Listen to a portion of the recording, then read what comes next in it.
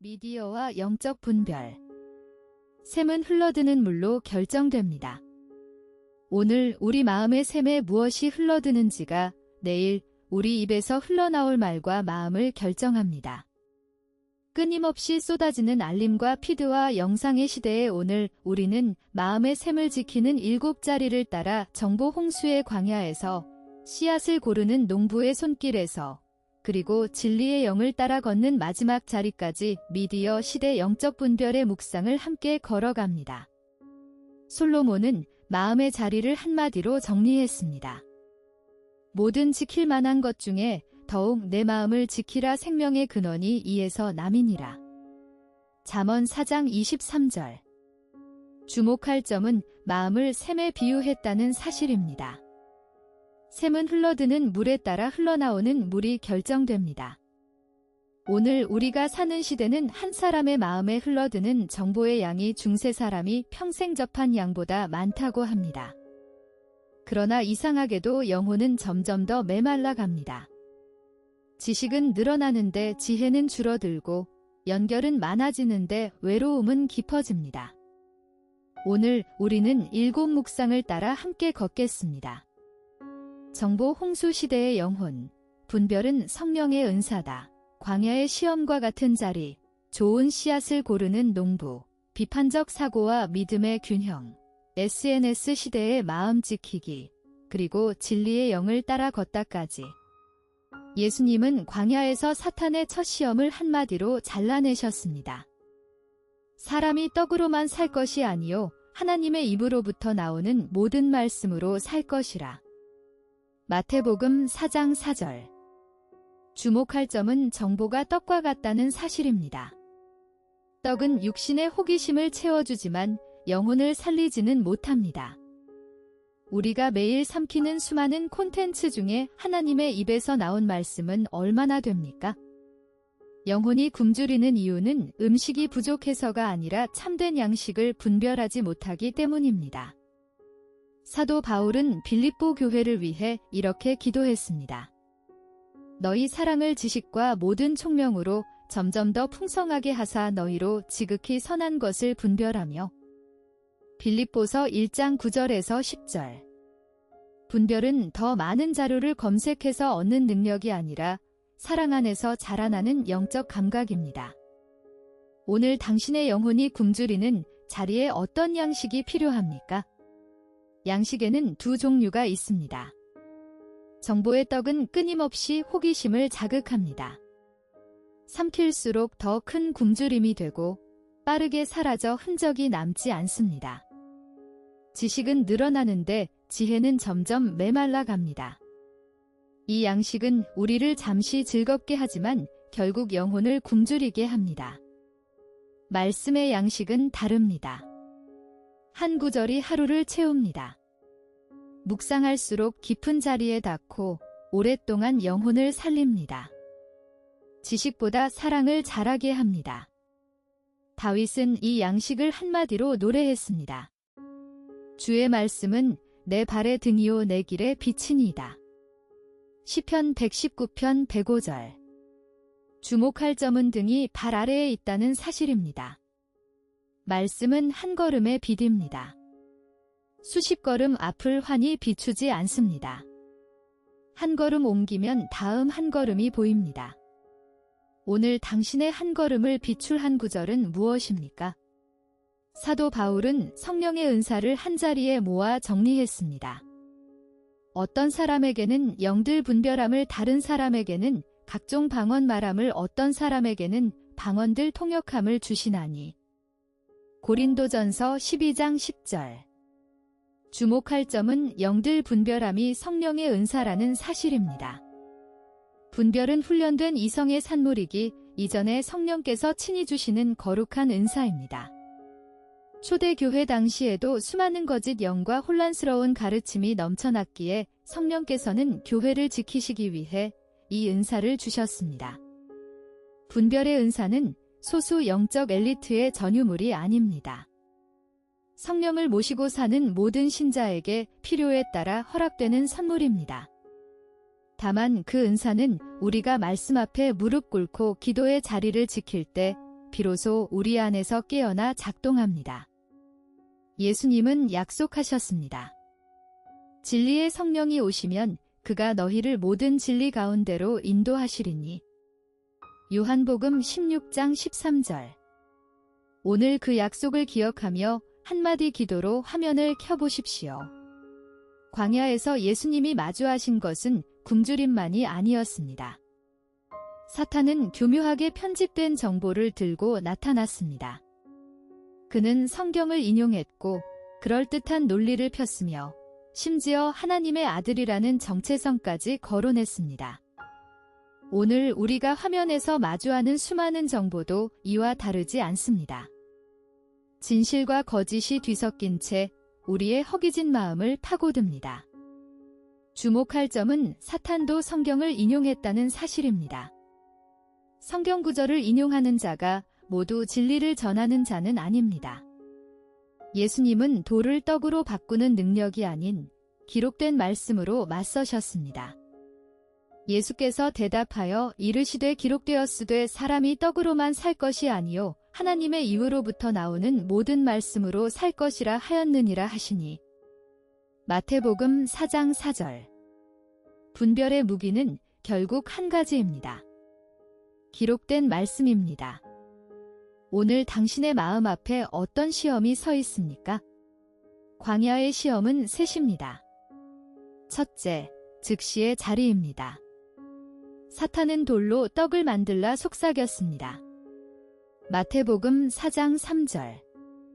즉각 해결의 유혹입니다. 오늘 가짜뉴스가 우리를 사로잡는 방식과 같습니다. 분노할 대상, 두려워할 위협을 즉시 제시합니다. 예수님은 기록되었으되 한마디로 맞서셨습니다. 둘째, 증명의 자리입니다. 성전 꼭대기에서 뛰어내려 보라. 마태복음 4장 6절. 자기를 증명하라는 유혹입니다. 좋아요와 공유 횟수로 자기를 증명하려는 자리와 같습니다. 예수님은 주 너의 하나님을 시험하지 말라 거절하셨습니다. 셋째, 타협의 자리입니다. 내게 절하면 모든 영광을 주리라.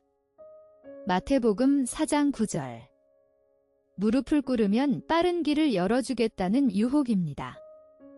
예수님은 사탄아 물러가라 한 칼에 잘라내셨습니다.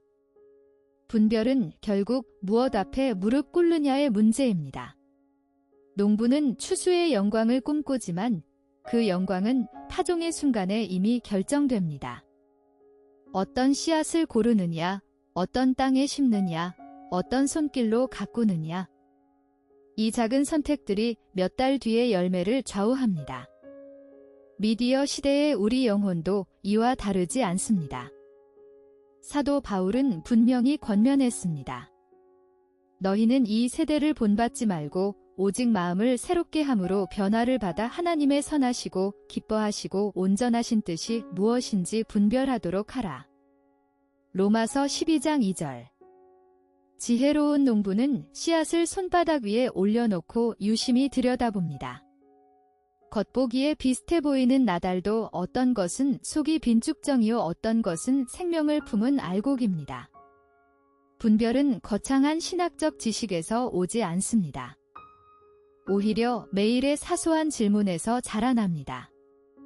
이 영상은 내 마음에 무엇을 남기는가? 이 뉴스는 나를 사랑에 가깝게 하는가, 멀어지게 하는가? 한 알의 씨앗을 고르는 그 작은 수고가 평생의 추수가 됩니다. 사도 요한은 단호한 권면을 남겼습니다. 사랑하는 자들아 영을 다 믿지 말고 오직 영들이 하나님께 속하였나 분별하라. 많은 거짓 선지자가 세상에 나왔습니다. 요한일서 4장 1절. 주목할 점은 믿지 말라고 하신다는 사실입니다. 무엇을? 모든 영을. 우리 시대의 영은 미디어를 타고 흐릅니다. 뉴스, 유튜브 알고리즘, 인플루언서의 한마디, 단톡방의 속보. 모든 메시지에는 배후의 정신이 있습니다. 그것이 하나님께 속했는지 두려움과 탐심과 혐오에 속했는지 검증하지 않고 삼키는 것은 신앙이 아니라 게으름입니다. 많은 그리스도인들이 비판적 사고를 신앙의 적처럼 여깁니다. 그러나 성경이 경계하는 것은 하나님을 향한 불신앙이지 정보를 향한 분별력이 아닙니다. 오히려 진리를 사랑하는 사람일수록 거짓을 예민하게 가려냅니다. 비판적 사고는 냉소가 아니라 진리에 대한 뜨거운 애정의 또 다른 이름입니다. 쉽게 속는 자리는 셋입니다. 첫째, 정당화의 자리입니다. 내 분노를 정당화해주는 메시지에 가장 쉽게 속습니다. 듣고 싶은 결론을 미리 가진 마음은 그 결론을 입증하는 정보만 받아들입니다. 디모데후서 4장 3절은 이를 귀를 즐겁게 하는 스승이라 부릅니다. 그 스승은 바깥이 아니라 내 안에 먼저 있습니다. 둘째, 단정의 자리입니다. 복잡한 현실을 한 줄로 요약해주는 자극적 단정에 쉽게 빠집니다. 세상은 한 문장으로 정리되지 않습니다. 사람마다 듣기는 속히 하고 말하기는 더디하며 성내기도 더디하라. 야고보서 1장 19절. 단정 앞에 한 호흡 머무는 자리가 분별의 첫걸음입니다. 셋째, 애정의 자리입니다. 내가 좋아하는 사람이 전한 말이면 검증 없이 받습니다. 사람을 사랑하되 그 사람의 말을 우상 삼지는 말아야 합니다. 진리의 기준은 사람이 아니라 기록된 말씀입니다. 스마트폰 알림 소리 하나에 심장이 뛰고 누군가의 한 줄 댓글에 하루의 기분이 흔들립니다. SNS는 우리의 관계를 확장시켰지만 동시에 마음의 경계선을 허물어 버렸습니다. 타인의 일상이 실시간으로 내 안방에 쏟아지고 비교와 시기, 허영과 분노가 손가락 하나로 흘러 들어옵니다. 솔로몬은 이 시대를 위해 한마디를 남겼습니다. 모든 지킬 만한 것 중에 더욱 내 마음을 지키라 생명의 근원이 이에서 남이니라. 잠언 4장 23절. SNS는 타인의 편집된 최고의 순간과 나의 날 것의 현실을 나란히 놓습니다. 그 간격에서 열등감이 자라고 존재의 무게중심이 좋아요 숫자로 옮겨갑니다. 그러나 우리의 정체성은 화면 속 반응이 아니라 하나님의 자녀라는 선언 위에 서 있습니다. 알고리즘은 당신을 사랑하지 않습니다. 그것은 당신의 시간을 소비할 뿐입니다. 그러나 하나님은 당신을 향해 시간을 내어주십니다. 마음을 지키는 거룩한 경계선은 셋입니다. 첫째, 첫 자리와 마지막 자리입니다. 하루의 첫 시간과 마지막 시간을 말씀과 기도로 채우는 자리입니다. 아침에 눈을 뜨자마자 피드를 여는 대신 시편 한 편을 펼치고 잠들기 전 슈폼 대신 짧은 기도를 드리는 자리입니다. 그 두 자리가 하루의 셈을 지킵니다. 둘째, 정리의 자리입니다. 분노와 비교를 유발하는 계정을 과감히 정리하는 자리입니다. 마음에 흘러드는 물을 정한다는 것은 곧 마음에서 흘러나오는 물을 정한다는 뜻입니다. 끊지 못한 한 계정이 한 주의 평강을 깨뜨릴 수 있습니다. 셋째, 안식의 자리입니다. 안식일에 디지털 금식을 실천하는 자리입니다. 한 주의 하루, 화면을 내려놓고 사람과 자연과 침묵 안에 머물러 보십시오. 그 안식의 하루가 평일의 분별을 다시 빚어냅니다. 예수님은 가장 깊은 약속을 남기셨습니다. 그러하나 진리의 성령이 오시면 그가 너희를 모든 진리 가운데로 인도하시리니. 요한복음 16장 13절. 주목할 점은 분별이 기술이 아니라 관계라는 사실입니다. 성령은 요란하게 외치시지 않습니다. 엘리야가 호렙산에서 들었던 세미한 음성처럼 성령은 고요히 우리내면 깊은 곳에 말씀하십니다. 그러나 알림과 영상이 끊임없이 울려 퍼지는 환경에서는 그 음성을 듣기 어렵습니다. 진리의 영을 따르는 걸음은 먼저 침묵의 훈련에서 시작됩니다. 하루 중 단 10분이라도 모든 화면을 끄고 말씀 앞에 엎드릴 때 비로소 영혼은 하늘의 주파수를 다시 맞추게 됩니다. 또한 홀로 선신자는 미디어의 교묘한 왜곡 앞에 쉽게 무너집니다. 함께 기도하고 함께 말씀을 나누는 형제자매 곁에서는 거짓이 오래 머물지 못합니다. 오늘 당신 곁에 함께 분별할 한 사람이 있습니까? 이 책이 한 가지 묻고자 했던 것은 분명합니다. 마음의 샘에 무엇이 흘러들고 있는가? 그리고 우리는 그 샘을 지킬 수 있는가? 정보 홍수 시대의 영혼, 분별은 성령의 은사다. 광야의 시험과 같은 자리, 좋은 씨앗을 고르는 농부, 비판적 사고와 믿음의 균형, SNS 시대의 마음 지키기, 그리고 진리의 영을 따라 걷다.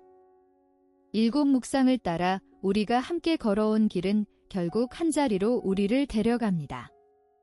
진리의 성령이 오시면 그가 너희를 모든 진리 가운데로 인도하시리니. 요한복음 16장 13절. 마음의 샘을 지키는 한 사람이 시대의 어둠 속에서 작은 등불이 됩니다. 지0 6시대 분별의 두 번째 묵상이 마무리됩니다. 다음 묵상은 포퓰리즘의 유혹의 자리에서 다시 만나 뵙기를 기다립니다. 오늘의 자리에 잠시 더 머물러 당신의 마음의 샘에 흘러드는 한 줄기를 정직하게 살펴보십시오. 구독과 좋아요는 다음 영상의 빛이 됩니다. 우주나 Q3 채널에서 다시 만나요.